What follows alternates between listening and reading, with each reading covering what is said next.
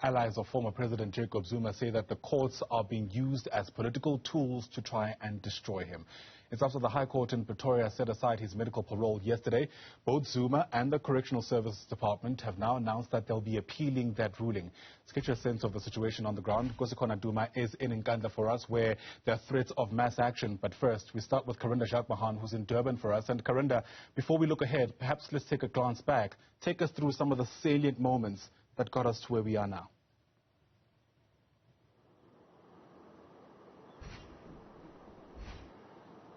Indeed, of course. Now, this started at the end of June when the Constitutional Court had sentenced Zuma to 15 months in prison, essentially for defying a Constitutional Court order to appear at the State Capture Commission for Zuma to testify about allegations of corruption during his tenure as president. Remember, he had previously walked out of the State Capture Commission and then refused to return to testify there.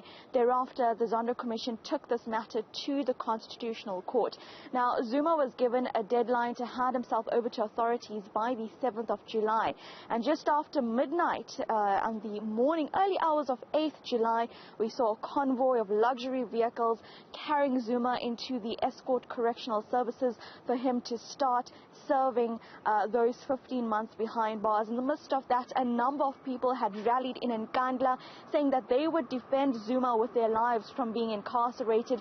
Even we saw police officials were camping out nearby with a number of vehicles, waiting to see if they would have to go into the Nkanda compound and arrest Zuma. But we know that he handed himself over. Now, in the aftermath of this, while Zuma spent his first full night behind bars on Thursday night, the next day on Friday, protests had already erupted in Durban, across the Durban area, specifically around the harbour area. We also saw trucks being torched along the N3, and some of the core messages by these protests were essentially calling for Zuma to be freed from incarceration. Now, remember, on the Monday, the unrest and ultimately the looting, the deadly violence was well underway across KwaZulu-Natal. This is Zuma's political stronghold, and the unrest we saw also spread further to Gauteng, the country's economic hub.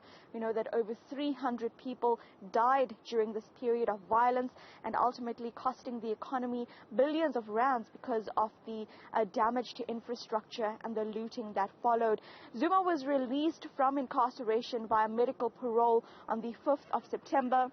This, of course, being granted by the then Commissioner for the Correctional Services Department, Arthur Fraser. This was ultimately one of the last moves he made in that position before he left that position. But now, of course, yesterday we heard the North Gauteng High Court saying that that move by Arthur Fraser was unlawful. They describe it as irrational because essentially it has been established that the Medical Parole Advisory Board did not determine that Zuma should be released on medical parole. It was said that the South African Military Health Services, which has been attending to Zuma, described that he has a terminal illness, but the exact nature of this has not been known yet. Still, we know now that Zuma is appealing this, as well as the Department of Correctional Services say they will go forward and also appeal this judgment. And what is coming from the defense side, from Zuma's legal team now, is that there is no correctional services center that will be able to assist Zuma with regards to the illnesses that he is facing. The Escort Correctional Center, where he was first incarcerated, has a newly refurbished hospital wing. This was believed to be one of the reasons why he was incarcerated there, aside from being one of the prisons closer to his home state of Nkanda. But at this point, what Correctional Services Department authorities are saying, or rather Zuma's legal teams are saying, is that he needs to have proper medical care at this time, that the 80-year-old is too fragile, essentially, to be kept within the confines of imprisonment. Karinda Jagmohan, with context around what took place before we got here. She's in Durban for us. Nkosikhona Duma, you're in Nkanda, where there are threats of mass mobilization, at least among some of Zuma's supporters. What are you hearing? Well, good morning to you, Ayanda. You're absolutely correct. So the supporters of former President Jacob Zuma are saying, of course, they're just waiting on the outcome of his appeal, as my colleague Karinda Jagmohan elaborated so clearly before this. And they are saying, though, while the former president is, of course, awaiting the outcome of that appeal, should he be taken to prison pending the outcome of his appeal, then we will see mass demonstrations. Nkanda, of course, speaking to Newzroom Afrika, he was one of the leaders of that convoy that visited the former president Jacob Zuma last week here in Nkanda. And so they are saying, of course, that it will not just be an easy decision, it will not be easy, for them to accept that the former president should be taken back to prison because, of course, of all these claims that are being made about his health, that there is no prison in the country or correctional services center that will be able to cater for his needs. And I'll also tell you that members of the general public, even including some family and friends, people have been, of course, raising such concerns about that. If the former president is taken back to prison, that what we could see, of course, is the civil unrest and looting that, of course, we saw playing out in July.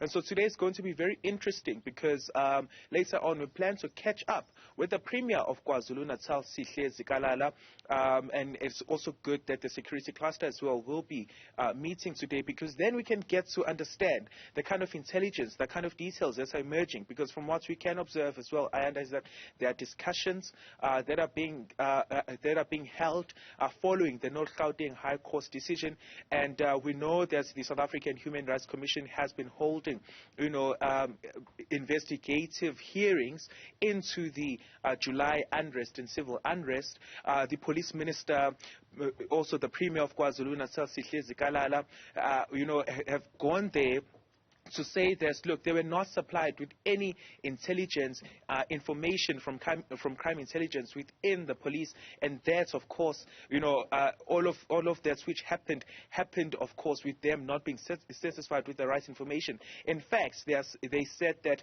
some of the details they got through social media, and so we're wondering, of course, whether or not it is different this time around, whether or not they have not let their guard down, and if, of course, all these key players are making sure that they're being proactive into keeping up, of course, with whatever civil unrest or civil disruption, that could occur as a result, of course, of that North Gauteng High Court's ruling yesterday.